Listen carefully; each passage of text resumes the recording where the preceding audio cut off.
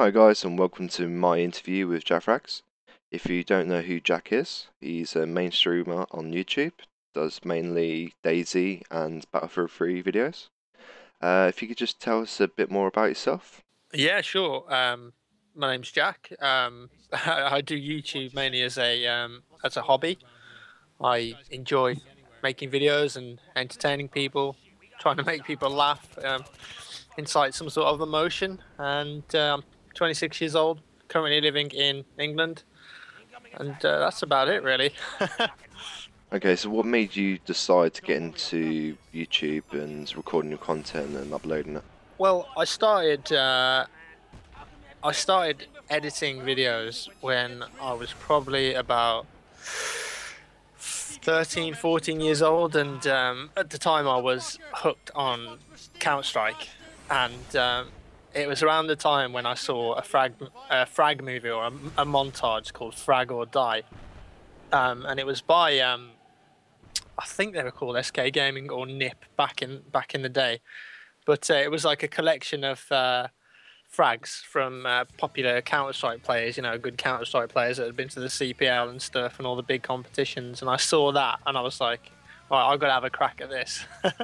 And so I just started recording my games and made a little montage, and it was terrible. Like I think I probably used Comic Sans, because I was 14 years old. And when you're 14, Comic Sans is the coolest font in the Microsoft Word collection. Yeah, and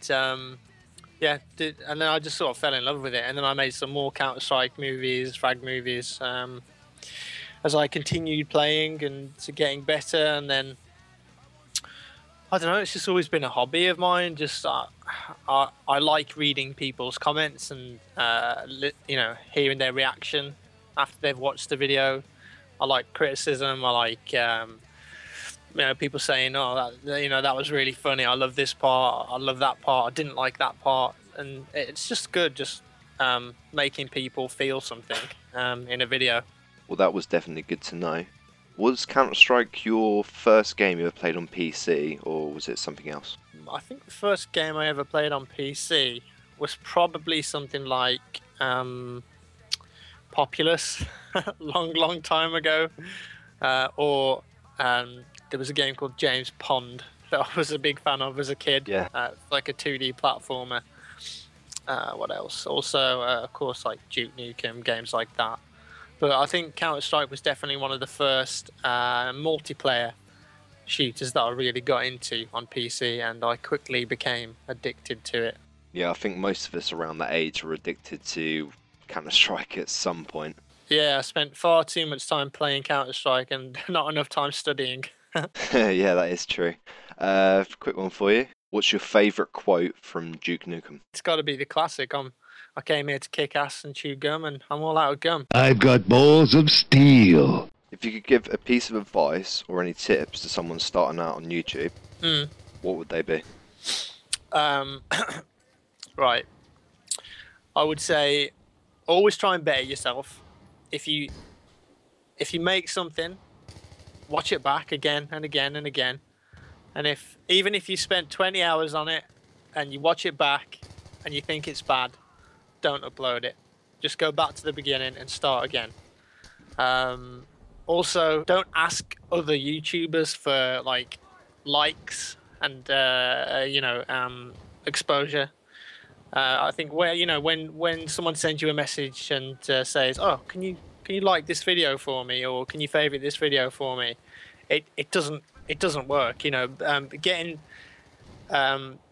Getting noticed on YouTube is all about making quality original videos, because there's a million other people doing exactly the same thing as you. So you've got to try and do something to stand out, and that's all it is. Regular, consistent quality, original stuff, and you'll get there. You'll get noticed. Like, you don't get noticed by doing sub for sub or like for like, all that stuff. Don't go there. Instead of trying to get people to like your stuff and share it, just make good stuff. That's all it is. I never did that stuff like asking people for likes or sub for sub. It's just all about creating original content, whether it be funny or dramatic or just generally entertaining, and you will get noticed. Yeah, that's the only advice I can give really, because YouTube is very it's very random. It's unpredictable. You don't know what video is gonna succeed and what video is gonna fail. It's very hard to predict. So you just got to put good stuff out there, and there's always an audience for you. Well, that does sound like some good advice there. Just moving on now to some WarZ and DayZ questions. What are your feelings towards the rivalry between WarZ and DayZ in general? Well, I don't know. I think it's quite obvious that WarZ is a game that's been developed on the back of the success of DayZ. You know, they've obviously copied a lot of ideas as well. But there may be an audience for WarZ. I don't think it's going to succeed. I don't think it's going to be anywhere near as popular as DayZ, because it's the reason DayZ is so good is because it's so hardcore, and it was such a good concept. And it's obvious that Rocket has, when you listen to his interviews, when you hear what he has to say and see the updates to the game, it's obvious that he's got a set direction he wants to take the game, and to me it looks really good. You know, he's come along and he's decided to make a game that's actually good, rather than just another Call of Duty clone or just another multiplayer first-person shooter. He's just gone, you know what, scrap that, let's actually make a damn good game. WarZ, I think, has a lot of problems. There's always going to be comparisons with DayZ, you know, because a lot of people were saying, oh, it's a scam, they're just copying DayZ, it's not been in development for 2 years, and I think there's a lot of mystery behind the development of WarZ, whereas Rocket is always very open with what's going on. But there will be an audience for WarZ. I just don't see it being as big as DayZ, and it's probably going to fall on its feet. I just don't think the free to... Is it going to be free? No, it's not free to play, but it's got like items that you can buy, right? Like food and drink. And I think that just on its own doesn't work well with the whole survivor one life only model, because it's pay to win essentially. So I personally, I'm probably not going to be playing the WarZ, and I don't think many other people will either. Okay, so what's more fun in DayZ? Playing as a bandit or playing as a hero? I don't think one is more fun than the other, but they are very different experiences. When you're role playing as a bandit, you're much more trigger happy, obviously, and you can fuck around with people. I mean, people can play the game however they like. You can be a bad guy, good guy. You can be in between, a backstabber. It doesn't matter. It's just a video game. It's your choice. You can play it however you like. The fun things about being a bandit, messing around with people, shooting everything that moves. But I think it is a bit... it can be a bit riskier. When you're playing as a hero, you play much more stealthily, like you observe much more. And but at the same time, if you trust someone who shouldn't be trusted, it can end up screwing you over. So the fun things about playing a hero are you help people out. You can be like the justice maker. So if you see someone in like Electro just murdering Bambis running around with just a little backpack, you can go in there and knock them out, have a word with them, and then put them to sleep. Or you know, just helping out people in general, and also grouping up with people. When you play as like a hero who's you know, very active on comms and tries to be friendly to people, in my experience, you can get bigger groups of people together. You know, big convoys of cars or big groups of players walking around. But when you're playing as a bandit, generally speaking, you're limited to your own squad, because those are the only people you can trust. Because if you go into town and start murdering everyone, and then another squad turns up, and you pretend to befriend them, they'll probably just screw you over because they've seen you murdering everyone. So yeah, playing as a bandit or a hero, they're both fun, and they've both got their positives and negatives. In one of the latest DayZ patches, they've implemented in-combat system and disabling alt F4ing. What are your views on this? I think it's a good direction to go in. Obviously, combat logging is a fundamental problem with the game. If you get shot at, and then you can just alt F4 and come back 3 hours later, bandage yourself, give yourself some morphine. You've completely ruined the experience of the guy that was shooting at you. So yeah, it's a good move in my opinion. I haven't seen it work entirely right. Sometimes people can still quit out the game. Like if you knock them out, they can quit, their body disappears, or if you actually kill them, they can still alt F4 and their body disappears, so you don't get to loot their, get their stuff.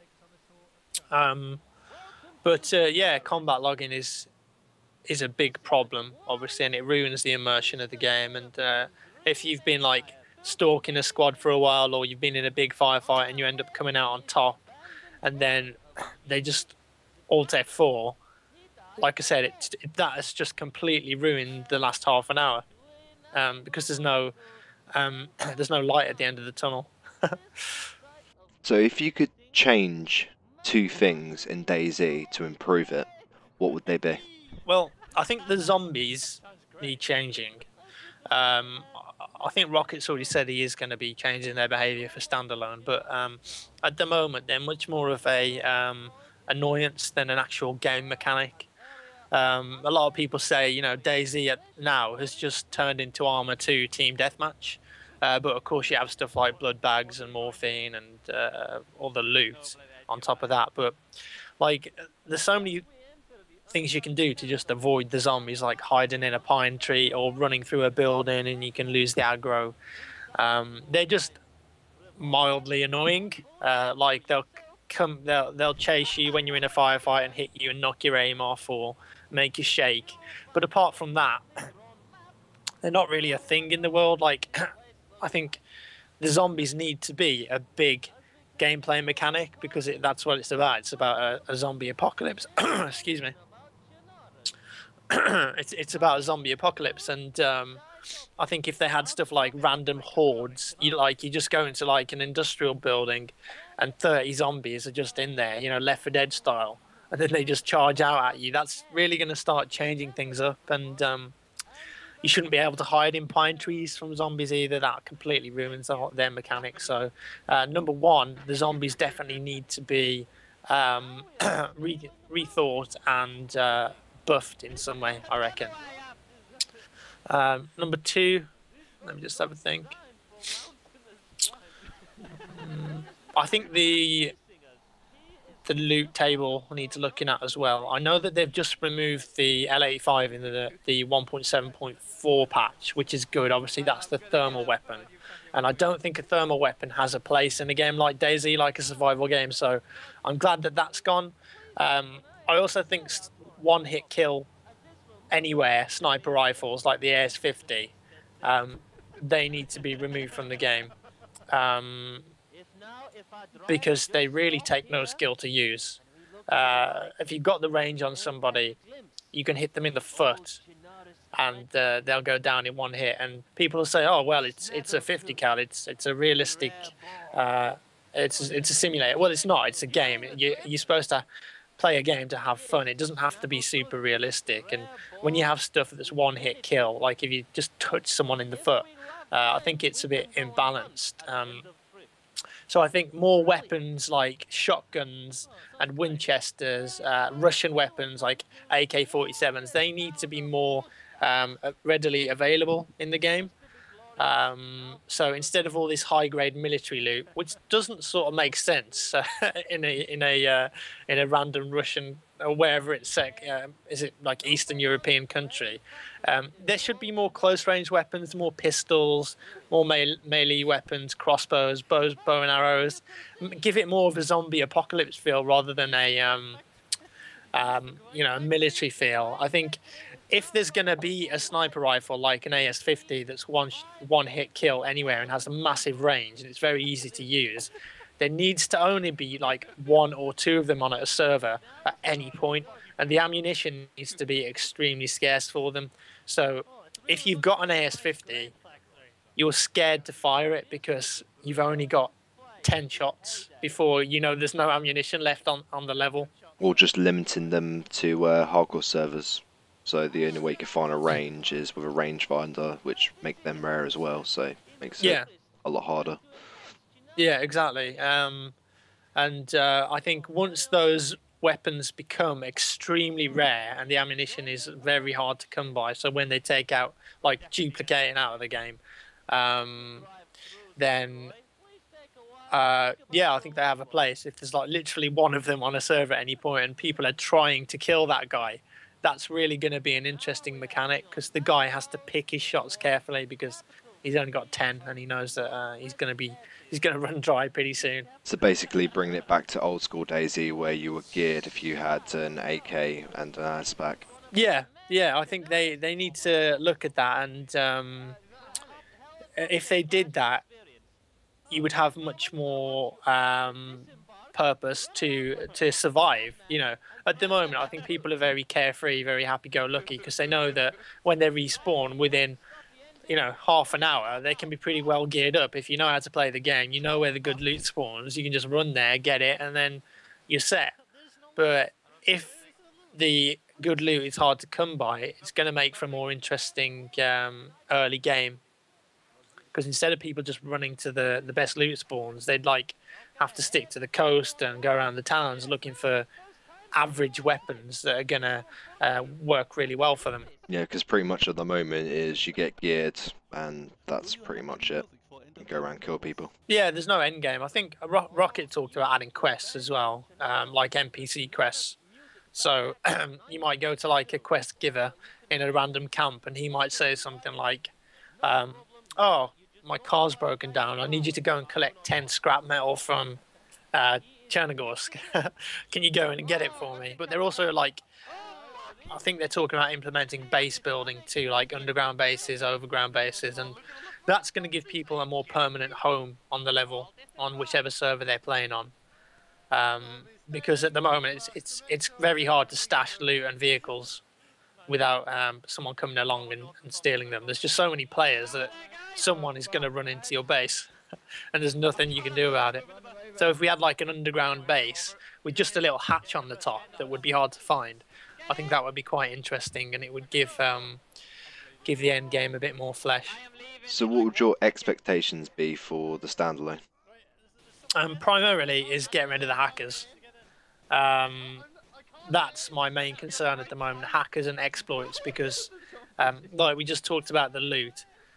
If someone can just hack themselves in the best loot in the game, Kind of ruins it. Well, exactly, it ruins the whole experience. And these hackers that say, "Oh, I'm a friendly hacker. I give new spawns an AS-50 and a ghillie suit," that ruins the game. You can't do stuff like that. So my expectation, and I think Rocket has said, I watched his interview at Eurogamer, he said that is his primary goal with Standalone, get rid of the hacking and the exploits.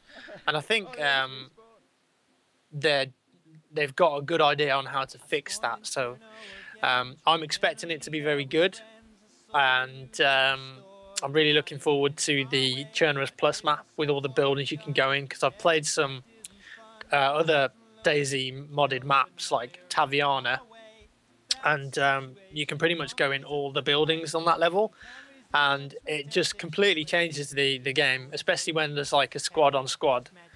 Because at the moment, when you're running through a village in Chernarus, you're pretty much limited to the outside or a couple of buildings, and it's just it gets a bit boring after a while fighting in towns when you know that there's only a few places people can be. So yeah, I'm really looking forward to Standalone, and I think it's gonna sell like hotcakes, really.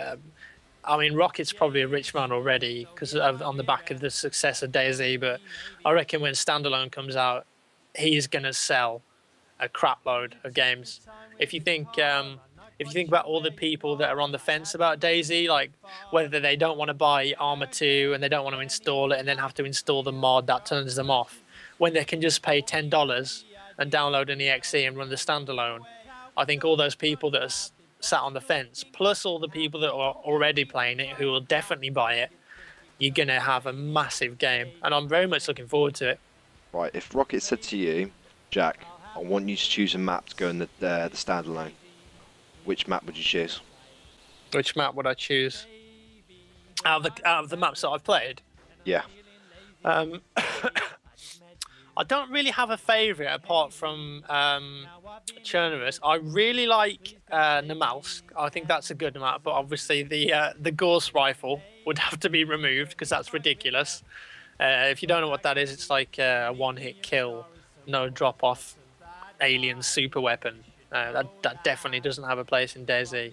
But I have recently started playing Taviana, and that map is absolutely gorgeous, and it's huge as well. It's about double the size of Chernobyl, and lots of vehicles, and there's a section in it where you sort of like you run into a military checkpoint, and there's like an air raid siren playing, and there's lots of dead bodies and zombie bodies, cars piled up, and it really, when I got to that place, I really felt like this level portrayed the zombie apocalypse better than any other DayZ level I'd ever played. I felt like, oh, something happened here. There's a story going on.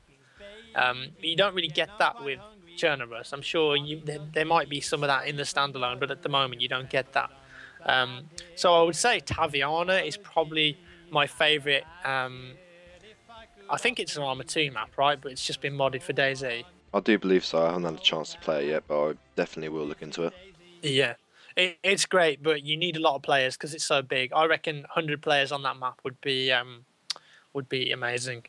Right, moving on to Battlefield 3 now. Mm-hmm. What made you want to play Battlefield 3? Was it because you played all the Battlefield series before, or did you just like the look of it? I was all over Battlefield 1942 when that came out. I, again, alongside Counter-Strike, put way too many hours in that. We used to go to like a LAN cafe in Birmingham with my mates, and we would just play 1942 all night. Do like an all night to get some McDonald's and just sit up playing it.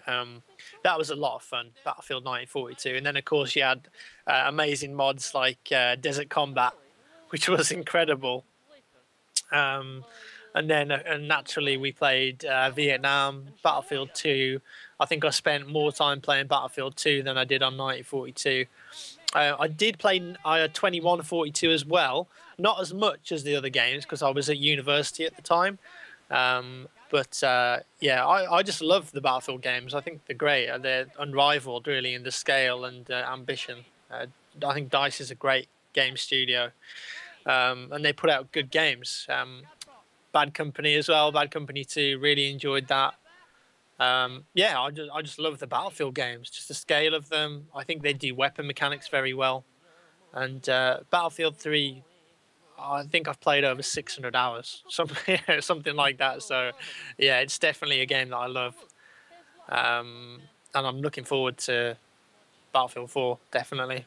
Right, on that note, if you could pick one of the games from the Battlefield series to be your favourite, which would it be? My favourite game in the Battlefield series?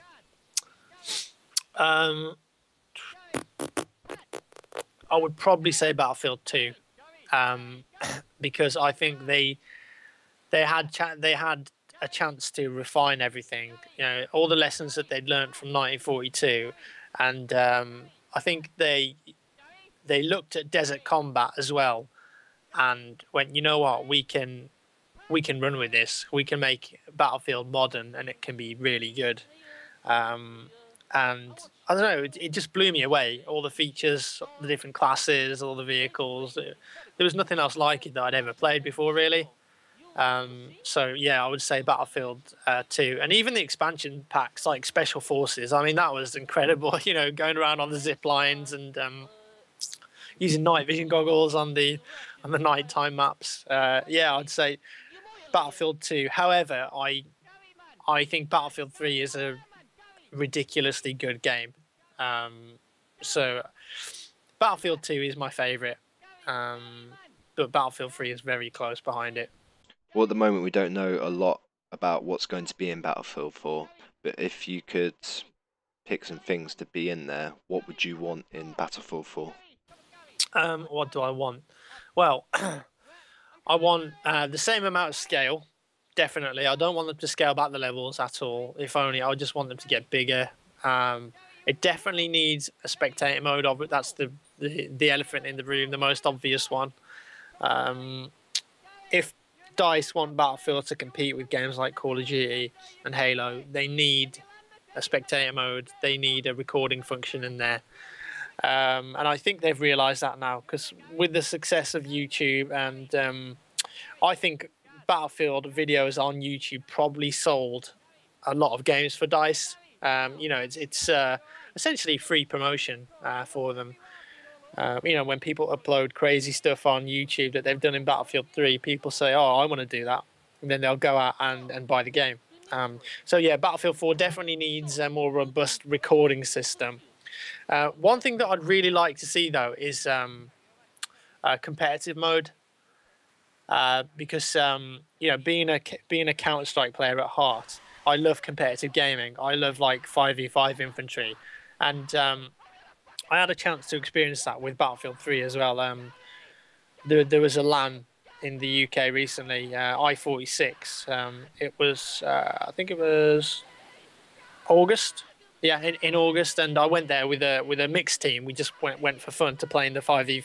It was a 6v6 tournament actually in Battlefield 3, and it's only on the small maps, no vehicles or anything.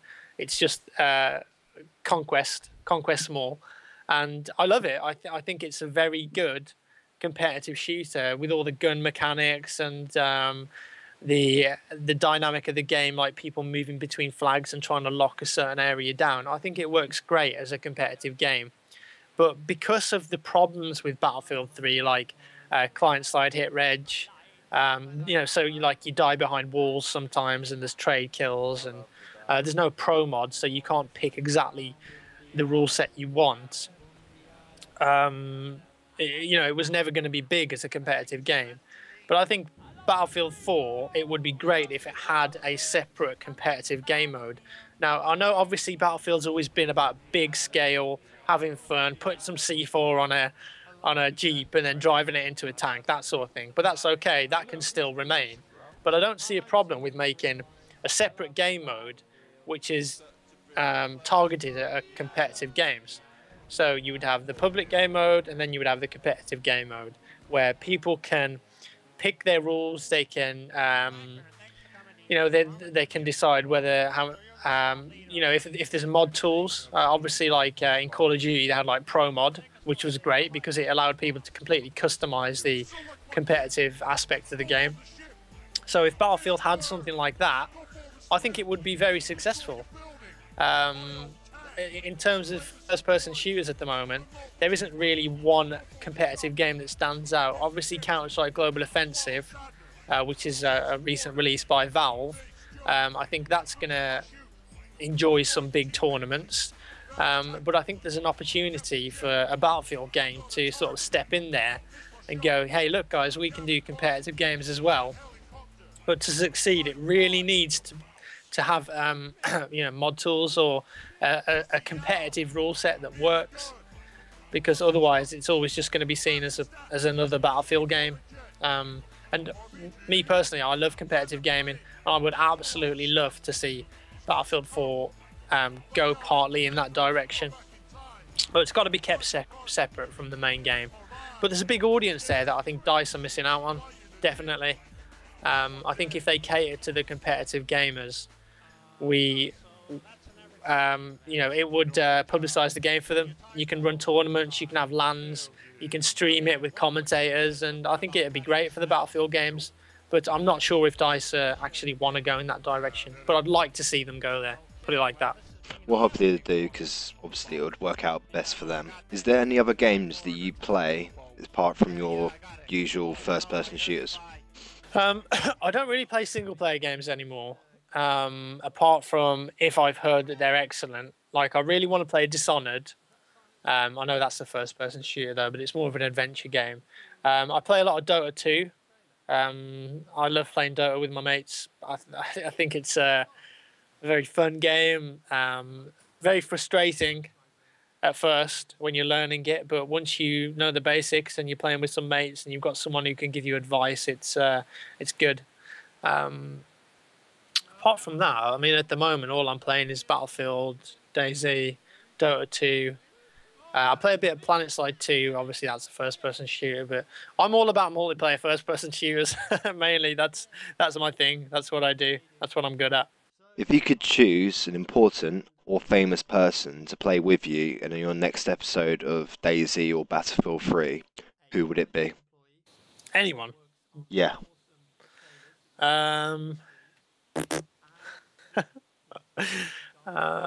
Probably someone like. That's a tough question. That is a tough question. If I could pick someone to play with. Can be anyone you want, absolutely anyone. What you thinking now, haven't I? You have got me thinking. I don't know. I'm not really into fame. I don't really like. I'm not really a fan of anyone. I'm a fan of people's work and what they do, but I'm not like. I don't. Okay, say an idol then. Someone that you look up to or admire. I'd probably say I would play with someone really funny, because I just think it would be hilarious. Maybe like Robaz, the King of Sweden.